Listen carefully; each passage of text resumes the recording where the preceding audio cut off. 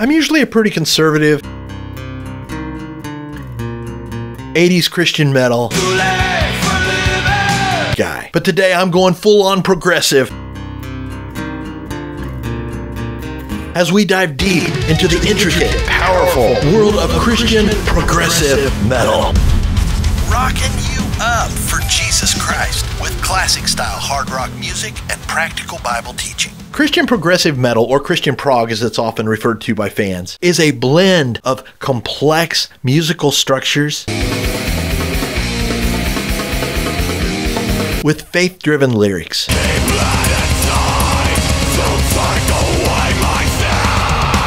Creating a sound and a vibe that's both intellectually and spiritually challenging, defined by intricate rhythms,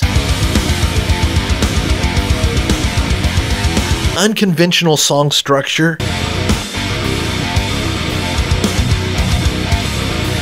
and virtuoso-level musicianship. It often explores deep, thought-provoking themes, presented and explored from the perspective of deep faith in Jesus. My God, how great thou art! The music in so many ways is characterized by dynamic shifts, blending heavy riffs with melodic passages,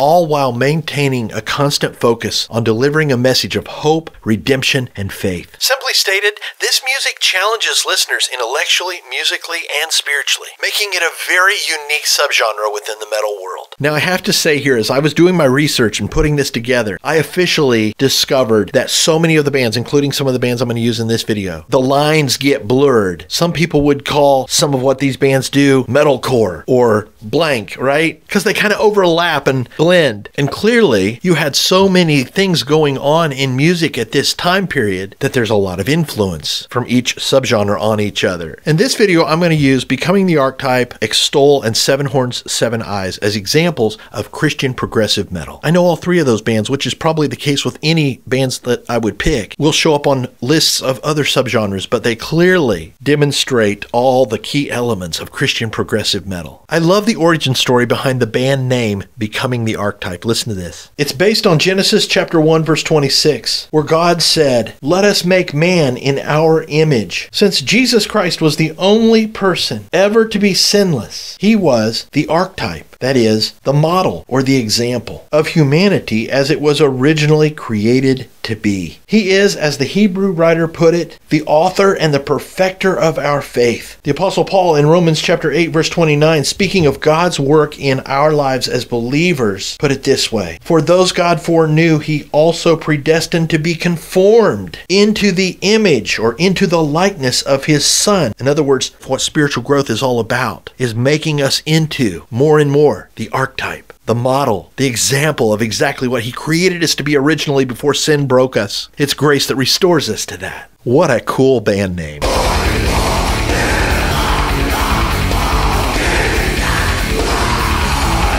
In this next clip, Pastor Bob Beeman sat down with Peter Esteval of Extol, and they have a very, I think, interesting conversation about Subchurch. Subchurch was an amazing Christian community that the Lord raised up in Norway. And like Sanctuary, its focus was on loving and ministering to all of the kind of underground artists and musicians in that part of the world.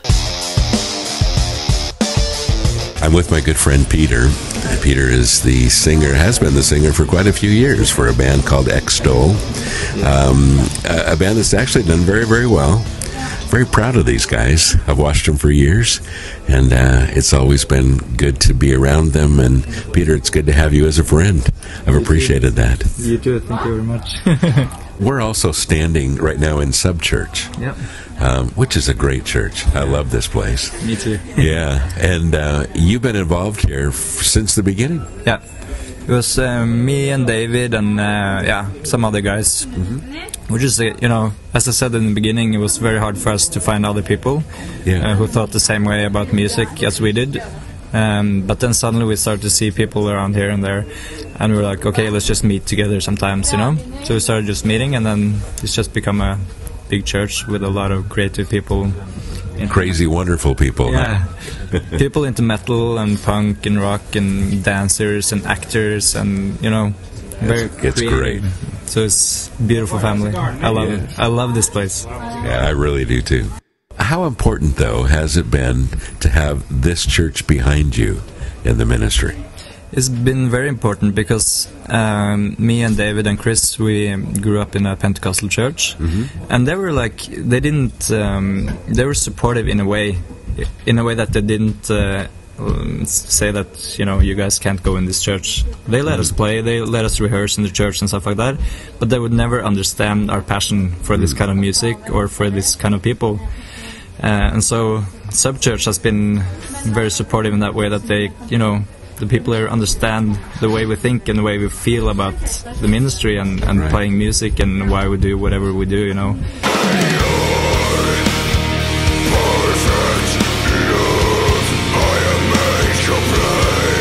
We're all Christian guys, so it comes from the book of Revelation in the Bible. Throughout the Bible, the number 7 is used to describe like completeness or perfection. And so in Revelation it describes Jesus as looking like a lamb who was slain. It's kind of this cool metal-looking, scary image.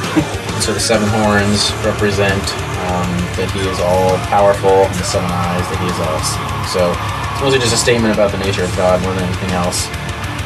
So that resonates with us on a spiritual level, and then also, just a cool looking image that we can tie into metal and being a metal band. So Give the video a like, keep your eyes on Jesus. Catch you in the next one.